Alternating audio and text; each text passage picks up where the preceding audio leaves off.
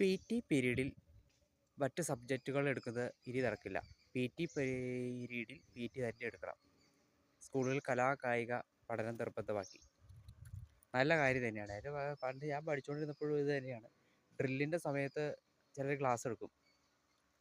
ഡ്രില്ലിന് മഴയാണെന്നുള്ള കാര്യം ഒക്കെയാണ് മെയിനായിട്ടുള്ളത്. എന്നിരുന്നാലും പോലും ഡ്രില്ലിൻ്റെ സമയം അതാണ്. അവർ വീട്ടിൽ ചുമ്മാ ഇരുന്നോട്ടെ, പഠിപ്പിക്കേണ്ട ആവശ്യമൊന്നുമില്ല. അത് മഴയാണെങ്കിലും അല്ലെങ്കിലും.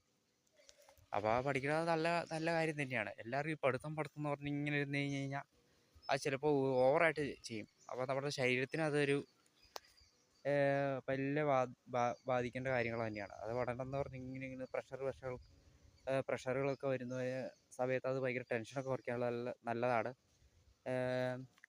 ഈ ഡ്രില്ല്. തീർച്ചയായിട്ടും ആഴ്ചയിൽ 2 ദിവസം കണ്ട ഡ്രിൽ പീരീഡ് ഉണ്ടായിരുന്നുള്ളൂ. എല്ലാ ദിവസവും ഈ ഒരു ഡ്രിൽ പീരീഡ് വേണമെന്ന് തന്നെയാണ് ആഗ്രഹം. കാരണം പഠനത്തോടൊപ്പം കളിയും നല്ല കാര്യം തന്നെയാണ്. തീർച്ചയായിട്ടും നമ്മുടെ ശരീരത്തിന് അത് ആവശ്യമുള്ളതാണ്. ഇപ്പോഴത്തെ ചിൽഡ്രൻസിനൊക്കെയാണ് ഇപ്പോൾ മൊബൈലിലാണ് എല്ലാവരും. മൊബൈൽ ഗെയിം കളി, PUBG, അത് കുറ്റം പറഞ്ഞല്ല കേട്ടോ, ഇനി ചാടി കളിക്കാൻ വന്നേക്കരുത്.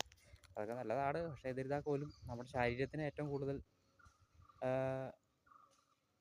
ബെനിഫിറ്റ് കിട്ടാനുള്ളത് ഈ പുറത്ത് അത് ഡ്രിൽ പീരീഡിൽ ഫുട്ബോൾ, അതുപോലെ ക്രിക്കറ്റ് കളികളൊക്കെ തന്നെയാണ്. അപ്പോൾ അത് ആ പീരീഡിലൊക്കെ ക്ലാസ് എടുക്കുന്നത് വളരെ അവരുടെ ഒരു മനസ്സിലേക്ക് ഈ പഠനം എന്ന് പറഞ്ഞാൽ ഈ പ്രഷർ കൂട്ടി കൊടുക്കുന്ന പോലെയാണ്. അപ്പോൾ തീർച്ചയായും പഠനം ആവശ്യമാണ്, അതോടൊപ്പം കളിയും ആവശ്യം തന്നെയാണ്. അപ്പോൾ ഇത് നല്ല കാര്യം തന്നെയാണ്. അപ്പോൾ എല്ലാ ആഴ്ചയിലും പീരീഡുകൾ പോലെ സാധാരണ PT പീരീഡിൽ ഡ്രിൽ തീർച്ചയായിട്ടും എടുക്കണം.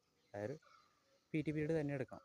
അതെല്ലാ ആഴ്ചയിലും എല്ലാ ദിവസവും, അതായത് സ്കൂളുള്ള ദിവസം എല്ലാ ആഴ്ചയിലും എല്ലാ ദിവസങ്ങളിലും എടുത്തു കഴിഞ്ഞാൽ അതിപ്പോൾ കളിയോടൊപ്പം പഠനത്തോടൊപ്പം ശരീരത്തിനും ബെനിഫിറ്റാകും, തലച്ചോറിനും ബെനിഫിറ്റാകും. ഓക്കെ.